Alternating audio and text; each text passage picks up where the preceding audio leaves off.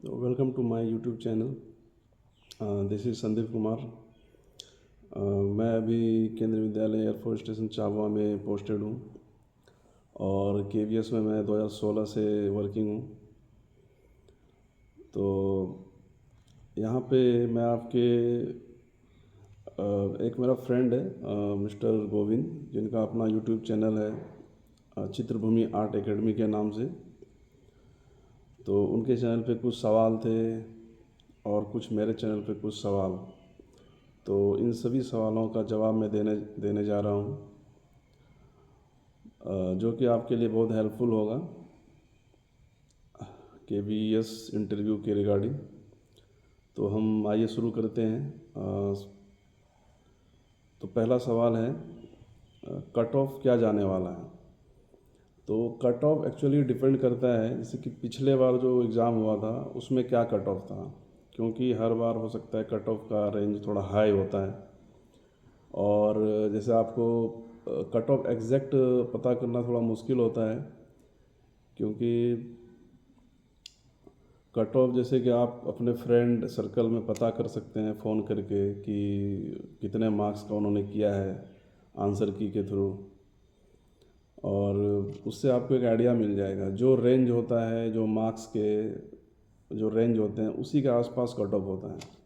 आप इसको ऐसे समझ सकते हैं कि जितनी सीट होती है कोई वैकेंसी की, उससे 3 टाइम्स लगभग वो कैंडिडेट को बुलाते हैं या शॉर्ट लिस्ट करते हैं 3 टाइम्स। तो जैसे उनके 3 टाइम्स जितने कट ऑफ होने के बाद वो आ सकते हैं, तो वो उस तरह से करें। मान लीजिए कि 100 सीट है तो उसके लिए लगभग 300 350 कैंडिडेट को वो शॉर्ट लिस्ट करेंगे। इसलिए कट ऑफ के बारे में कहना कुछ अभी एग्जैक्ट नहीं बताया जा सकता है। आपने क्या क्या डॉक्यूमेंट्स दिए। अब है दूसरा क्वेश्चन है कि डॉक्यूमेंट्स बीएफए और एमएफए। तो आप ये चीज़ ध्यान रखिए कि आपने केवीएस केवीएस के अप्लाई करने के लिए जो डॉक्यूमेंट उस समय सबमिट किए थे तो वही होना चाहिए। और ये बीएफए बैचलर की डिग्री पे ही इसका सिलेक्शन होता है। आप एमएफए की अगर आपने कर लिया है तो उसकी डिग्री को आप जब आप केवीएस में ज्वाइन करते हैं तो उनके सर्टिफिकेट या उस तरह की डिग्री को आप अपने सर्विस बुक में ऐड करवा सकते हैं। लेकिन आपका सिलेक्शन होगा, जो डॉक्यूमेंट जो भी चेक होंगे वो होंगे बीएफए का। और आपको अगर कैटेगरी में आपने दिया है, जैसे एससी एसटी ओबीसी है, तो उस कैटेगरी को भी वो आपको जब आपको इंटरव्यू के लिए शॉर्टलिस्ट किया जाएगा तो उसमें आपको बताया जाएगा कि आपको ओबीसी का या कास्ट सर्टिफिकेट का किस टाइप के डॉक्यूमेंट आपको रेडी करवाने हैं, वो उसमें दिया रहता है। तो आप उसके अकॉर्डिंग उसको रेडी करवा लीजिए। ड्रेस कोड क्या है। ड्रेस कोड के बारे में ऐसा है, जैसे कि सिंपल पैंट शर्ट ही होती है, और महिलाओं के लिए एक फॉर्मल ड्रेस आप लोगों को पता होगा। तो बस ये ऐसा ही होता है, और कोई ख़ास ऐसा कुछ नहीं होता है। तो ड्रेस कोड का ये है। पोर्टफोलियो के रिगार्डिंग क्या है कि जैसे कि आप जैसे आर्ट, अगर आपने आर्ट कॉलेज में पढ़ाई किया है या जो भी, तो आपने शुरू से एक पोर्टफोलियो बनाने का एक आइडिया होगा आपके पास। जैसे कि जो भी काम किया है, चाहे वो स्कल्पचर हो, ड्राइंग हो, पेंटिंग हो, उन सारे का फ़ोटोग्राफ्स आप रख सकते हैं। इसके अलावा छोटे छोटे कुछ काम हैं। अगर आपके पास मान लीजिए स्कल्पचर है, स्कल्पचर में जैसे कि ऐसे काम जो आप कैरी कर सकते हैं, ले जा सकते हैं, इजी हो और आपका बढ़िया काम हो, वो आप ले जा सकते हैं, क्योंकि आपका इंटरव्यू के सवाल उसी के आसपास ही होगा। अगर जो आप काम दिखाएंगे उसी के अकॉर्डिंग आपके सवाल जवाब भी आपसे पूछे जाएंगे। तो पोर्टफोलियो इस तरह से आप बना लीजिए, और हो सके तो उसकी दो तीन कॉपी रखिए। उससे क्या होगा कि आप वहाँ पे बैठे हुए जितने लोग हैं, आप सबको बारी बारी से दिखा सकते हैं, या ऐसे आप दे देंगे तो वो अपना देखेंगे 2 3 लोग मिल करके। डेमो टीचिंग इस बार मैं सुन रहा हूँ, जैसे कि डेमो टीचिंग होना है, उसमें 30 मार्क्स के आपके डेमो टीचिंग के होंगे। तो डेमो टीचिंग में आपको बेसिकली थोड़ी प्रैक्टिस करना है, आपको घर पे ही जहाँ पे हैं आपको बोर्ड पे थोड़ी प्रैक्टिस अभी से ही करना होगा।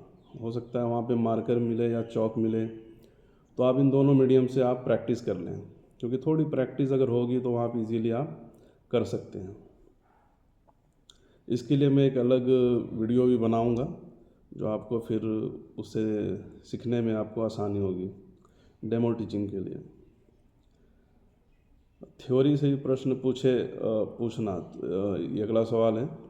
तो एक्चुअली जब आपका इंटरव्यू आप दे रहे होंगे तो वो सारा आपका वो थ्योरी से रिलेटेड ही हो, स्पेशल और ऐसा कुछ नहीं होता है कि वो आपके लिए अलग से कुछ सवाल करेंगे।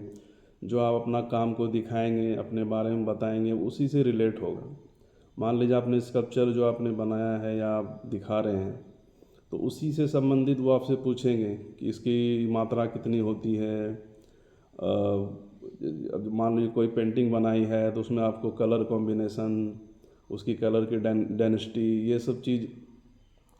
ये सब चीज़ें आपसे पूछे जा सकते हैं। तो ये सारे थ्योरी से रिलेट ही होंगे।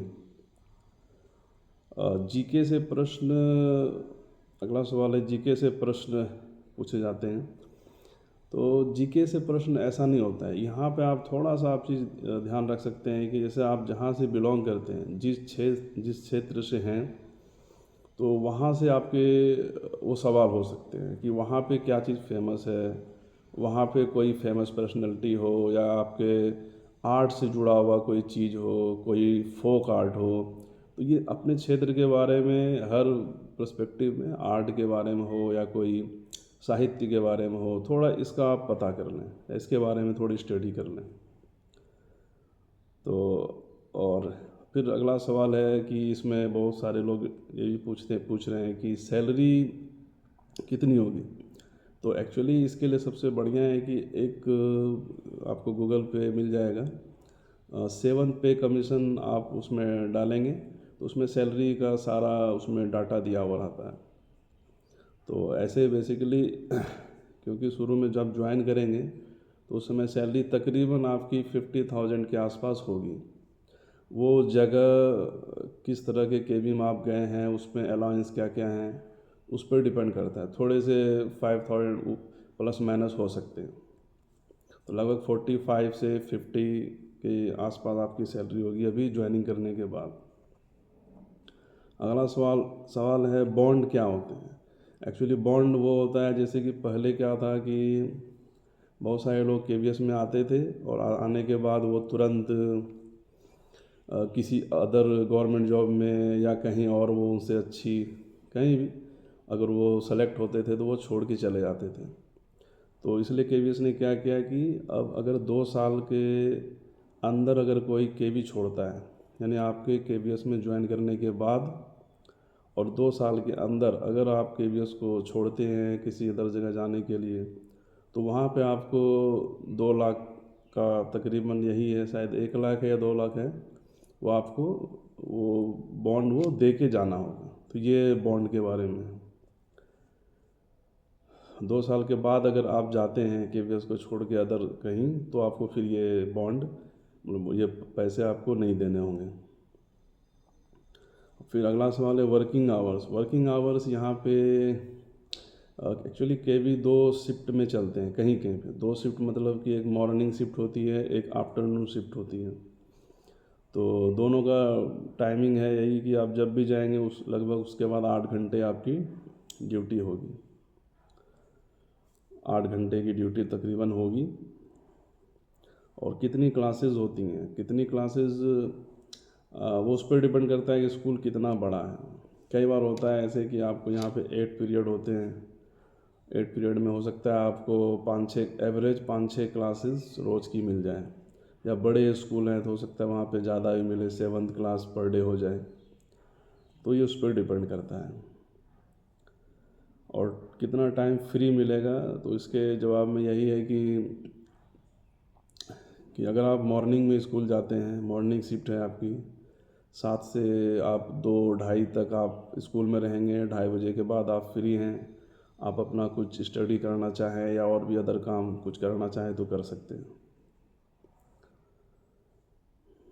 अब अगला सवाल है क्वार्टर्स कैसे होते हैं। तो ये डिपेंड करता है केवीएस के ऊपर कि केवीएस कई जगह ऐसा होता है कि जहाँ पे अच्छी फैसिलिटी होती है तो वहाँ पे क्वार्टर्स भी अवेलेबल होते हैं। कई कई जगह ऐसे होते हैं कि आपको छोटा स्कूल है तो छोटा स्कूल करने का मतलब जैसे कि कहाँ कहीं अगर कहीं की स्ट्रेंथ कम है, स्टूडेंट कम है, तो आपको हो सकता है वहाँ क्वार्टर अवेलेबल ना हो और आपको बाहर रहना पड़े किराए के मकान लेकर के रेंट पे। और फिर उस कंडीशन में केवीएस का अलग रूल है, वो आपको एचआरए हाउस रेंट अलाउंस देते हैं।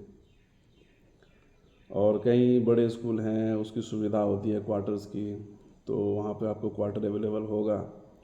और कोई ज़रूरी नहीं है कि आपको क्वार्टर मिल ही जाए, कई जगह ऐसा होता है कि वेट करना पड़ सकता है आपको, क्योंकि वहाँ पे पुराने टीचर होते हैं तो उनके ट्रांसफ़र के बाद वो खाली हो फिर आपको वो अवेलेबल हो। और फिर नेक्स्ट आखिरी सवाल है एक, टीचर अपने साथ किसे रख सकते हैं? तो टीचर अपने साथ अपनी फैमिली को रख सकते हैं, जो भी डिपेंडेंट है उस टीचर के ऊपर तो वो उनको अपने साथ रख सकते हैं।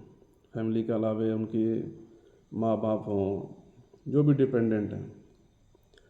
तो ये थे सारे सवालों, इतने सारे सवालों के ये जवाब थे। और अगर आपको और भी कुछ जानना है तो आप फिर से आप कमेंट बॉक्स में पूछ सकते हैं। और यार ये वीडियो कैसी लगी इसके लिए ज़रूर आप बताएं मुझे, और अच्छी लगी हो तो इस चैनल को लाइक शेयर सब्सक्राइब ज़रूर करें। तो धन्यवाद, आज के लिए इतना ही।